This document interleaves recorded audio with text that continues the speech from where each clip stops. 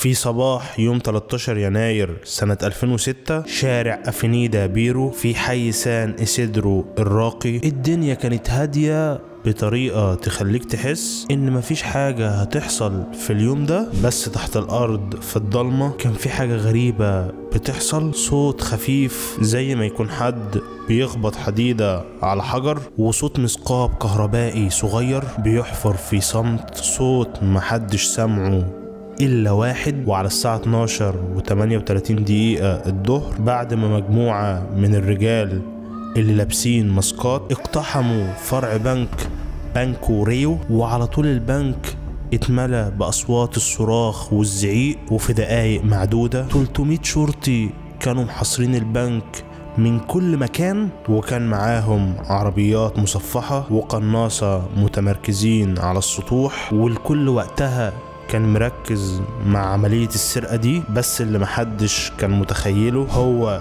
ان السرقة الحقيقية كانت بتحصل في حتة تانية خالص. ازاي بقى صديقي مجموعة من الاشخاص العاديين اللي ما كانوش حتى لصوص محترفين يدوخوا المئات من رجال الشرطة في الارجنتين ويطلعوا باكتر من 19 مليون دولار من غير ما يضربوا طلقة واحدة؟ وايه اللغز اللي سابوه وراهم واللي لسه بيحير العالم لحد النهاردة؟ كل ده صديقي هنعرفه مع بعض في حلقة النهاردة اللي مليانة بالمفاجآت والأحداث الغير متوقعة. بس قبل ما نبدأ ما تنساش يعني يا صديقي تعمل لايك وسبسكرايب لأنهم بيشجعوني جدا. ويلا نخش في قصتنا. القصة دي يا صديقي بدأت مع راجل اسمه فرناندو أروجو، وفرناندو ده ما كانش حرامي من صغره ولا حتى كان عنده سجل جنائي، كان شخص عادي جدا عايش في بيونس ايرس في اوائل الالفينات، وتحديدا في سنة 2003. وكان بيشتغل فنان تشكيلي هاوي، يعني بيعمل حاجات فنية غريبة من البلاستيك وخامات مختلفة زي التماثيل الصغيرة واللوحات اللي ملهاش معنى واضح. وكان بيحب الفنون القتالية زي الكاراتيه والجودو، وكان عنده هواية غريبة جدا وهي انه يزرع حشيش في بيته، مش علشان يبيعه او يتاجر فيه، لا ده كان بيعتبره جزء من فن القمع زي ما كان بيسميه. يعني يا صديقي كان بيستخدمه في تصاميم واعمال فنية. وفرناندو كان شخص غريب الأطوار ودماغه دايما بتفكر بره الصندوق، وده اللي خلاه يحلم بحاجات أكبر من مجرد رسم لوحات. وفي يوم من الأيام سنة 2003 وهو قاعد لوحده في بيته الصغير، دماغه جابت له فكرة مجنونة جدا، وهي انه يسرق بنك، ومش اي بنك، لا فرناندو كان عينه على بنك ريو في حي سان إسيدرو، واللي يعتبر واحد من أكبر البنوك في الأرجنتين، وفي حي راقي جدا بيعيش فيه الأثرياء. والسبب اللي خلاه يختار البنك ده بالذات هو أن الأرجنتين كانت لسه متأثرة بأزمة اقتصادية قوية جدا حصلت سنة 2001 واللي بيسموها الكوراليتو. الأزمة دي كانت زي الكابوس، البنوك وقتها قفلت أبوابها والناس خسرت مدخراتها في يوم وليلة، والحكومة جمدت كل الحسابات البنكية، والناس بعدها بقت بتكره البنوك وما بتثقش فيها خالص. فبدل ما بقوا يحطوا فلوسهم في حسابات بدأوا يعينوا كل حاجة غالية عندهم في صناديق الأمانات، سواء بقى فلوس نقدية أو سبائك ذهب أو مجوهرات أو ساعات غالية، أي حاجة قيمة بيمتلكوها كانوا بيحطوها في الصناديق دي. وفرناندو شاف البنك ده فرصة، على الرغم إنه ما كانش لسه محترف بس كان عنده خيال واسع ودماغ عبقرية، علشان كده قرر انه يعمل السرقة بطريقة فنية زي ما كان بيحب يقول، من غير دوشة ومن غير دم. وخطته كانت بتعتمد على انه يسرق البنك من تحت الارض بعيد عن عيون الشرطة وكاميرات المراقبة. بس علشان يقدر يعمل كده كان محتاج اشخاص يساعدوه، واول واحد فكر فيه كان صاحبه القديم سيباستيان بوليستر، وده كان مهندس شاطر بيشتغل في ورشة تصليح جيت سكي في ضواحي بيونس ايرس. وسيباستيان كان شخص عملي وعنده خبرة في الحاجات التقنية زي تصميم المعدات وتصليح الحاجات المعقدة، وكان عنده دافع شخصي قوي يخليه يوافق على الفكرة، وهو ان عيلته خسرت كتير جدا في أزمة 2001 وفلوسهم راحت مع البنوك. فسيباستيان كان شايف ان البنوك عبارة عن لصوص ببدل زي ما قال لفرناندو في مرة. وبمجرد ما فرناندو قال لصديقه سيباستيان انه عاوز يسرق بنك واقترح عليه انه يشارك معاه في عملية السرقة، سيباستيان ما تكلمش كتير وقال له على طول انا معاك، بس الخطة لازم تبقى مضمونة. والفريق بدأ يكبر تدريجيا زي اي عصابة بتبدأ من الصفر، وانضم ليهم ألبرتو بيتو لاتوريه، وده كان حرامي محترف عنده خبرة في السرقات الصغيرة زي فتح بيوت الناس او سرقة المحلات بالليل، بس ما كانش لسه عمل حاجة بالحجم ده. وبيتو كان متهور شوية بس عنده مهارة في التعامل مع المواقف السريعة. كمان انضم ليهم لويس ماريو سيلانايس، وده كان راجل غامض جدا وكانوا بيسموه رجل البدلة الرمادي علشان كان دايما لابس بدلة شيك، وكان هادي جدا طول الوقت، وكان شخصية غريبة ومحدش كان عارف هو بيفكر ازاي بالظبط، بس كان عنده هدوء رهيب في المواقف الصعبة. واخر شخص انضم ليهم هو جوليان زالو يتشفيرا، السواق اللي هيظبط عربية الهروب اللي هيهربوا منه. وجوليان كان شخص بسيط بس كان عنده خبرة في الشوارع وبيعرف يتحرك بسرعة. كمان انضمت ليهم إليسيا دي لاتوريه مرات بيتو اللي عرفت الخطة بالصدفة في أحد الأيام لما بيتو كان بيتكلم مع فرناندو في البيت، وإليسيا مراته سمعت الحوار من غير ما ياخدوا بالهم، وبدل ما تعمل مشكلة او تبلغ عنهم قالت لجوزها انا داخله معاكم بس لازم تبقوا حريصين. المهم يا صديقي ان الخطه كانت محتاجه سنتين كاملين علشان تتنفذ، وفرناندو وسيباستيان قرروا انهم هيحفروا نفق من مكان قريب من البنك يوصل لتحت غرفه الخزينه مباشره، واكتشفوا ان في شبكة مجاري قديمة بتمر تحت حي سان إسيدرو، والاكتشاف ده كان كنز بالنسبة لهم. وراحوا استأجروا محل صغير على بعد 200 متر من البنك، ومن بره المحل كان شكله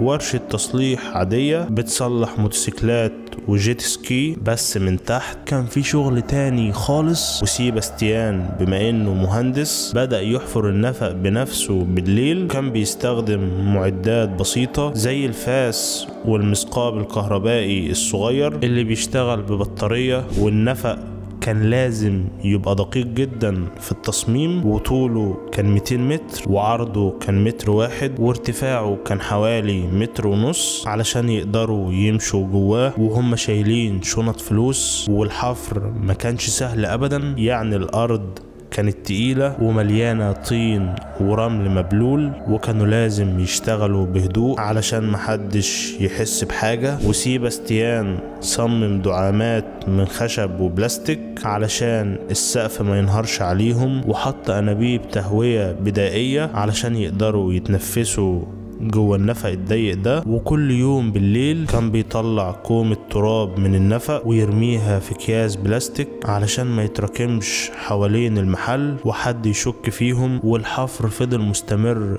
لشهور طويلة، والصوت كان بيختفي تحت دوشة شارع افينيدا بيرو اللي كان دايما مزدحم بالعربيات والناس. وكارينا مرات سيباستيان بقت بتشك انه بيروح يقابل حد بالليل بسبب انه بقى يغيب كل يوم بالليل. وفي مرة قالت له انت بتخني ولا ايه؟ فضحك وقال لها لا انا بس بشتغل على حاجة كبيرة هتعرفيها بعدين. طبعا يا صديقي هي ما كانتش تعرف انه بيحفر طريقه لأكبر سرقة في تاريخ الارجنتين. وفرناندو ما كانش بس بيراقب الحفر، لا ده كان بيخطط لكل حاجة، وقرر انهم يعملوا تمويه كبير يوم السرقة. والخطة كانت انهم يدخلوا البنك من الباب الرئيسي زي اللصوص العاديين وياخدوا رهائن علشان الشرطة تركز على اللي بيحصل فوق، في حين ان السرقة الحقيقية بتحصل تحت الارض. وكل واحد في الفريق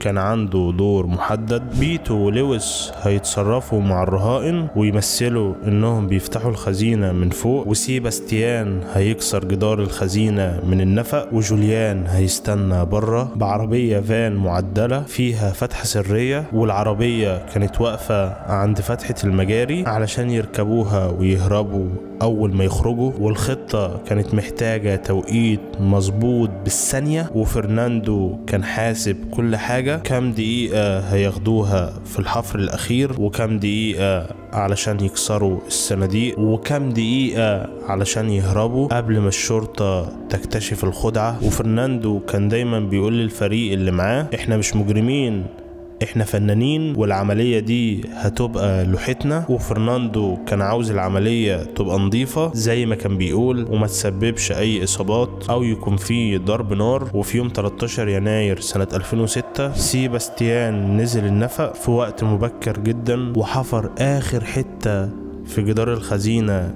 اللي تحت الأرض، وكان معاه أدوات بسيطة زي مثقاب كهربائي وفاس صغير ومطرقة. والساعة 12:30 الظهر فرناندو وبيتو ولويس دخلوا البنك وهم لابسين ماسكات سودا وشايلين في ايديهم مسدسات لعبة. وسيباستيان وجوليان كانوا جاهزين تحت في النفق مستنيين اي اشارة. وجوه البنك الدنيا اتقلبت، الناس بدأت تصرخ والموظفين كانوا مرعوبين، وحارس الامن اللي كان واقف عند الباب ضغط على زر الانذار قبل ما يرفع ايده ويستسلم للعصابة. وفرناندو وبيتو سيطروا على الوضع بسرعة واخدوا 23 رهينة، منهم 13 موظف بنك و10 زباين كانوا جايين يعملوا معاملات عادية. واول حاجة عملوها انهم طردوا الحارس بعد ما اخدوا رصاص مسدسه وحطوه في جيبه، وقالوا له يروح لانهم مش عاوزين يأذوا حد. وفي اقل من 10 دقايق الشرطة كانت محاصرة البنك، و300 شرطي وصلوا بسرعة فائقة، وكان معاهم عربيات مصفحة و4 قناصة متمركزين على الأسطح المقابلة للبنك. وكاميرات التلفزيون بدأت تبث المشهد على الهواء مباشرة. والمفاوض الرئيسي ميجيل سيليو بدأ يتكلم مع فرناندو على التليفون، وفرناندو كان بيرد عليه بهدوء وقال له احنا عاوزين بيتزا ومية للرهائن، محدش هيتأذي لو سمعتوا الكلام. والشرطة وقتها افتكرت ان اللصوص دول بيحاولوا يكسبوا وقت او يهدوا الموقف، بس الحقيقة انهم كانوا بيمدوا الوقت علشان يكملوا السرقة من تحت. وبيتو كان بيزعق في الرهائن علشان يخليهم يسمعوا الكلام، وكان بيقول لهم كلكم اقعدوا على الارض ومحدش يتحرك. وفي نفس الوقت فرناندو كان بيغني اغنية شعبية ارجنتينية بصوت عالي علشان يهدي الناس. وواحد من الرهائن واللي كان راجل كبير في السن واسمه خوان كارلوس قال في التحقيقات بعد كده انه افتكر ان اللصوص دول مش طبيعيين علشان كانوا بيغنوا وسط السرقة. ولويس كان بيتعامل مع الرهائن بهدوء وبيقول لهم اهدوا، احنا مش عاوزين نأذيكم بس اسمعوا الكلام. وتحت الارض سيباستيان كان وصل لجدار الخزينة، والنفق كان بيطلع على أرضية غرفة الصناديق مباشرة. فبالمثقاب الكهربائي سيباستيان فتح ثقب في الأرضية بحجم كفاية علشان يدخل منه، وبعد ما فتح الثقب يلاقي قدامه 143 صندوق أمانات، وبدأ يكسرهم صندوق صندوق بمطرقة وأزميل. وجوه الصناديق دي يا صديقي كان في كنز حقيقي، يعني لقى فلوس نقدية بعملات مختلفة زي الدولار والبيزو، وسبائك ذهب صغيرة، ومجوهرات غالية زي خواتم ألماس وسلاسل ذهب وساعات رولكس، وساعات تانية تساوي آلاف الدولارات. والتقديرات بتقول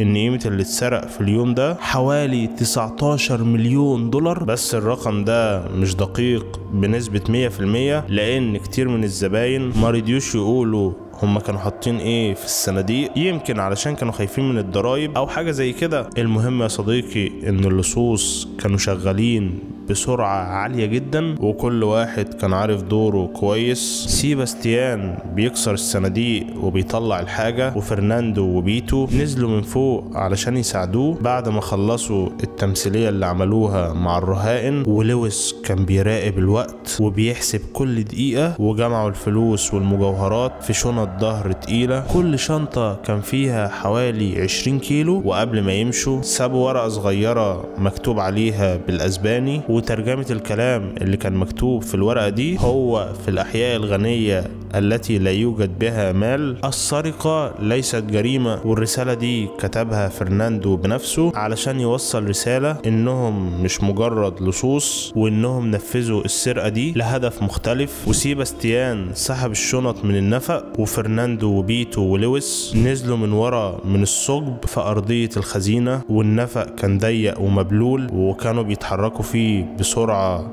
علشان الوقت اللي معاهم كان قليل. والنفق كان بيطلع على فتحة مجاري على ضفة نهر ريو دي لاباتا على بعد حوالي 300 متر من البنك. وهناك كان في قارب مطاطي صغير مستنيهم. جوليان كان مجهزه من يومين، فركبوا القارب وبدأوا يجدفوا في النهر. والمية وقتها كانت ساقعة والجو كان بدأ يبرد، بس هم طبعا وقتها ما كانوش حاسين غير بالغنيمة اللي معاهم. وجوليان كان مستني بعربية فان بيضة على الطريق السريع على بعد كيلو من النهر. ولما وصلوا للعربية رموا القارب في النهر علشان يغرق ويختفي، وركبوا الفان وطلعوا على الطريق السريع في اتجاه ضواحي بيونس ايرس. وفي أقل من ساعة بقوا في مكان آمن، واللي هو شقة صغيرة كانوا مستأجرينها قبل العملية علشان يستعملوها كمخبأ. وعلى الساعة 7 المغرب الشرطة قررت تقتحم البنك بعد ما لقوا صمت غريب جوه. والفرقة الخاصة دخلت بسرعة وهم لابسين دروع وشايلين رشاشات، ولقوا الرهائن قاعدين على الأرض في حالة ذهول. أما اللصوص فكانوا هربوا وقتها. وواحدة من الرهائن واللي كانت بنت اسمها ماريا لورا قالت للشرطة وقتها: كانوا هنا من شوية بس فجأة اختفوا. والشرطة نزلت على غرفة الخزينة في القبو واكتشفوا كل حاجة. يعني يا صديقي شافوا